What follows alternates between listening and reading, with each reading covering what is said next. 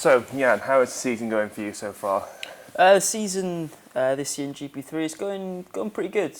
As my first year in GP3, I think we're ninth in the championship at the moment, and yeah, it's going pretty good, to be honest. I've got a win this year, some podiums, and lots of points in the middle half of the season, and looking to end the season strong in the last round at Abu Dhabi in just under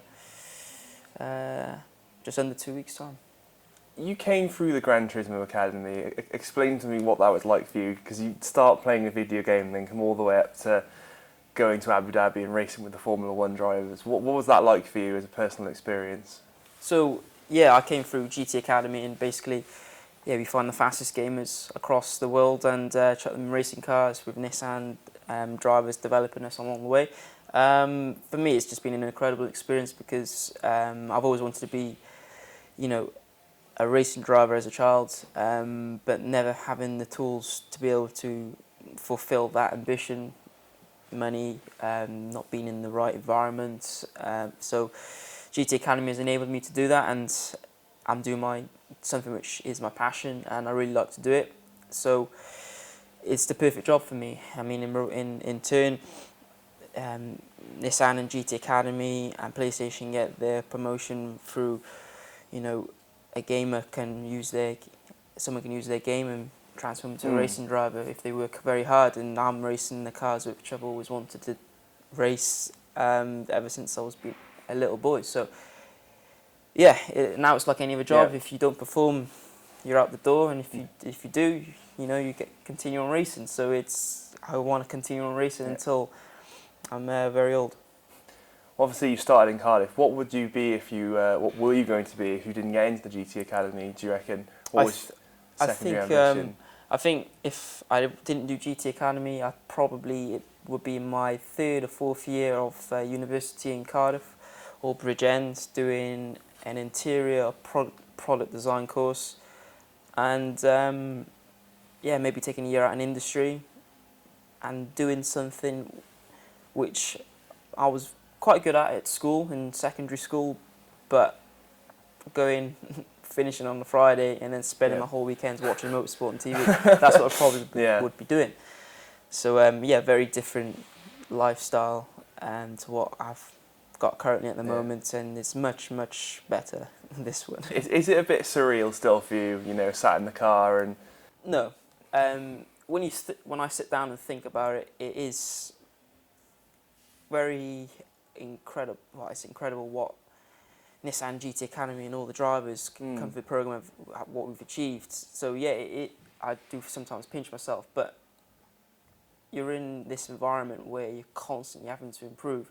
You can't sometimes sit down and think, "Oh, this is nice. Yeah. I'm gonna relax now and take some time out." But you're always sort of improving. You're always striving to find that extra tenth and improve weak areas of your driving, and because the guys behind you or the guys in front, you always want to catch the guys in front, and there's people behind you, people in within GT Academy who's after your seat. Yeah. Your seat is never 100%, so you're always striving to find that just get faster and faster and push yourself mentally and physically to the limit. So when you do I do sometimes sit down and think, wow, this is pretty cool. It is very cool, but this is an incredible.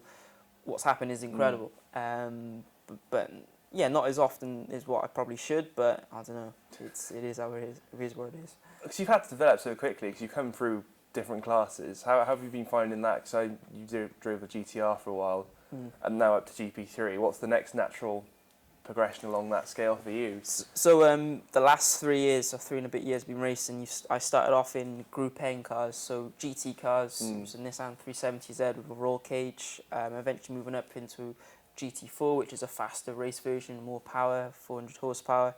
And then GT3, which is a Nissan GTR, Nismo GT3, which is a big, badass GT car of 550 horsepower, some downforce. And then jump into single-seaters, Formula 3, very little weight, little power, tremendous amount of downforce. And then this year, GP3, which is just another level above. That's some more power, 400 horsepower, lots of downforce, slick tyres. And yeah, every single category you jump into, you have to adapt. Being a racing driver, you have to adapt to conditions. Never one lap is the same. Mm. Whether you're on a bone dry track, the tyres are different, the temperature of the track is different, the conditions are always different. So you're always having to adapt, and it's the same when you jump into a different racing car, whether it be a GT car or a rally car or a truck. It's you know, you have to adapt. So Nissan want me to do that at as early as possible in my career. So eventually, when I venture out into different things later on in my career, it's not as a big shock to me when I eventually go into something different other than maybe a single seater or a prototype, something with low downforce, because I've done it at this, you know, at a young age or very early on in my career. It's it'll pay dividends moving down the line. So where do you want to go next after GP3? What's next year hold for you? Another season or? For me, I'd like to do another season in GP3. But yeah, end goal would have to be Formula One. To reach the top of your sport, which is Formula One, would be very satisfying to me, and to know that you're there, you're at the cream of the crop of the drivers, you've achieved it. Yeah, and I'd like to be there for numerous years, but yeah, it's very far away in distance, and there's a lot of building blocks you have to put in place. But also, you look at the sports car side of things, so Le Mans prototypes, LMP2, LMP1.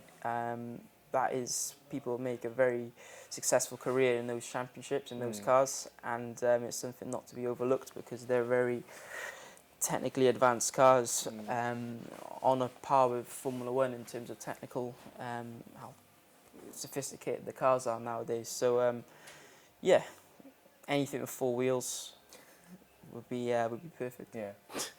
It's pretty incredible when you walk into Arda Motorsports workshop and you see this car, and it's the car that Sebastian Vettel, I'm not too sure which one it is, it's an RB8 I think, but yeah, to see it and to know, you know, this is your target, it's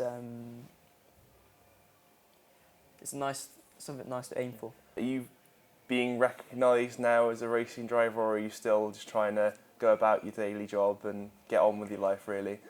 You do get recognised sometimes walking down the street or around racetracks especially, but in Cardiff it's yeah, pretty cool sometimes, you know, you sort of bump into someone and they say, oh yeah, you're that GT Academy guy, and what's your name? Jann, yeah.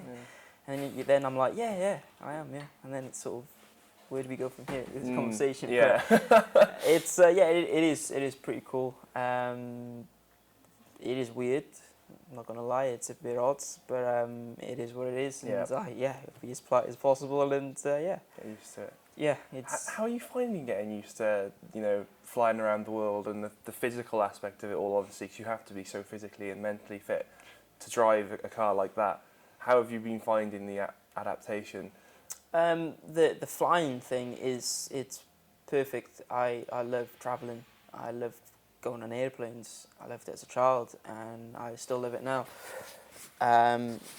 Check-ins can be a bit frustrating sometimes, queues and stuff when you get on an EasyJet plane. But the physical element of things in single seaters especially, it's an actual hurdle you have to overcome.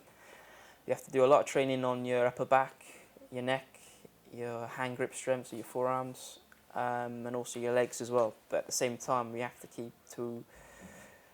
There's a weight we have to not be above. So GP3, it's 72 kilos with kit. So you're fully booted, shoes, fireproof underwear, fireproof suit, your helmet, your hands device, gloves.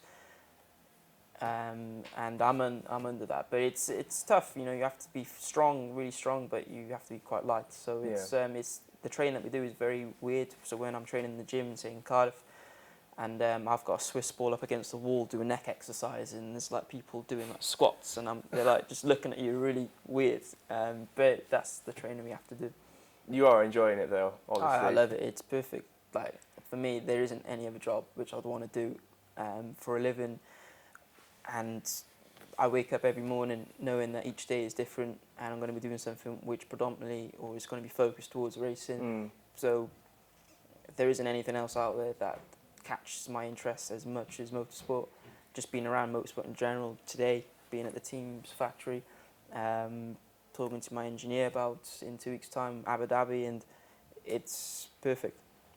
Well, I wish you all the best in Abu Dhabi and best rest of your Cheers, career. Thank you.